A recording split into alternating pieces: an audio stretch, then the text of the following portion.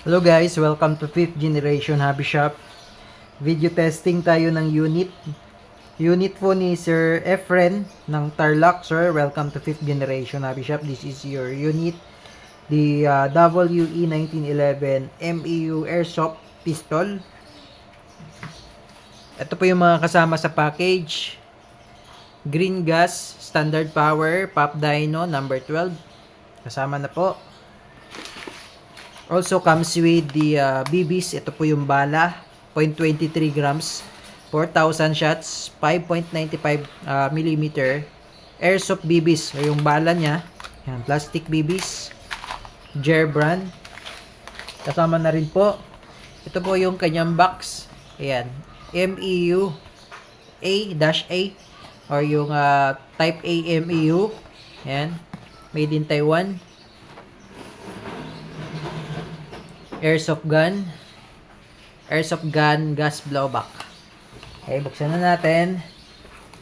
Comes with the owner's manual. At ito po yung unit.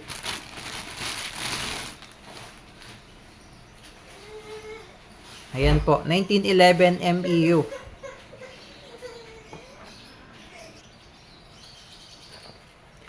Full metal po siya, metal slide, metal frame, metal yung grip, tapos yung kanyang cover, ito, rubberized po yan, hindi po siya plastic. Yan, rubber po siya. Ayan. Rubberized po siya. Yan. Tapos magazine niya po ay 15 rounder capacity, single stock. Metal din po. Ayan. Yan po yung sight niya, naka-tritium sight na siya. A white dot. Ayan, to sa front, 1 dot. With the markings. Ayan, markings. WE markings sa grip. Serrated na yung rear, pati front, serrated. Fixed front sight. Yung rear sight is adjustable. Elevation. Ayan, elevation lang. Ayan, 1911 MEU. Bali, isa lang po ang kasama niyang magazine. Ayan, full metal.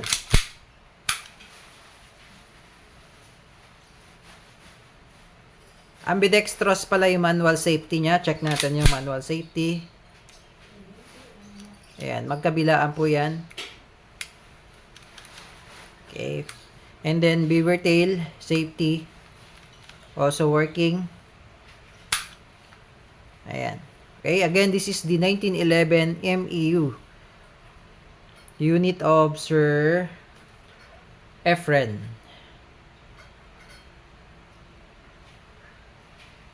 Yan, extended beaver tail. So, this is full metal. Metal slide. Metal frame. Yung grip niyan, metal din po yan. Itong grip cover niya is rubber. Yan, rubber po yan. Hindi po siya plastic. So, maganda. Yung ibang 1911 natin is plastic. Papakita ko lang sa iyo na yung sa 1911 MEU na double bell.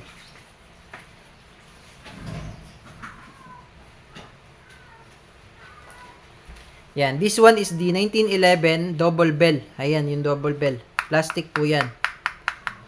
Ayan, plastic. Yung sa 1911 MEU na WE, rubber. Ayan, rubber po siya.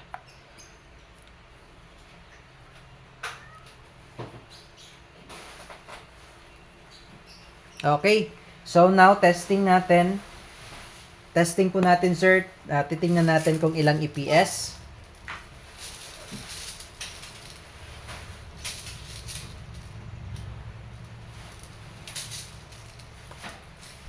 Lagyan lang muna natin siya ng dalawang bala.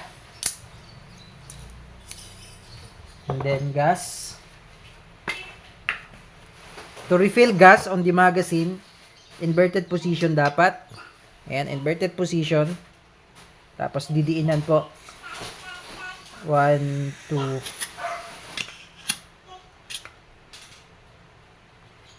Okay. 3 segundo lang po. Then, set up ko lang po yung chronograph. Then, test natin kung ilang EPS. Okay, sir. Testing po tayo ng EPS.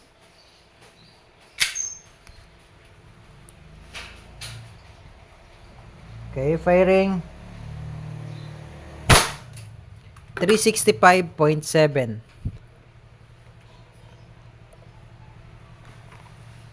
365.7. Okay, isa pa. Firing.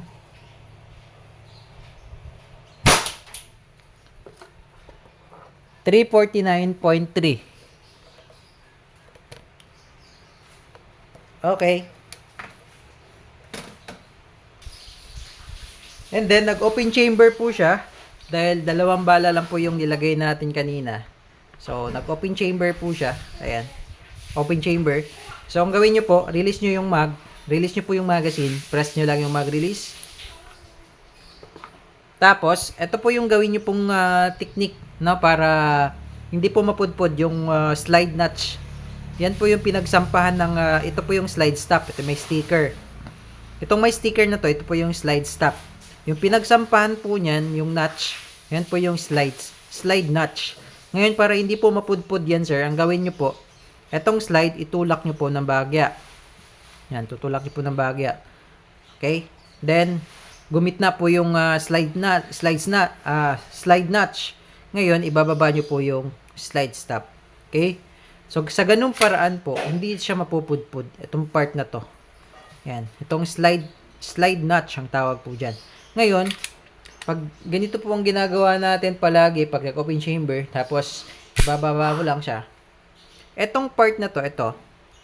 Yung part na yan, ito sa mapupudpud po yan. So, pag napudpud yan, pag wala ng bala, hindi yan mag-open chamber kasi hindi na po siya sasabit dyan. No, hindi na siya sasabit. So, iingatan po natin para hindi mapudpud. So, ganun lang po. Okay? Ngayon, proceed po tayo sa shooting test. Hello, Sir Efren. Shooting test tayo ng inyong unit D1911 MEU by WE made in Taiwan. Ayan. Testing.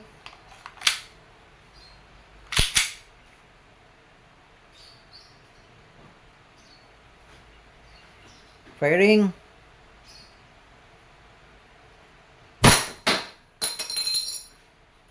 Okay.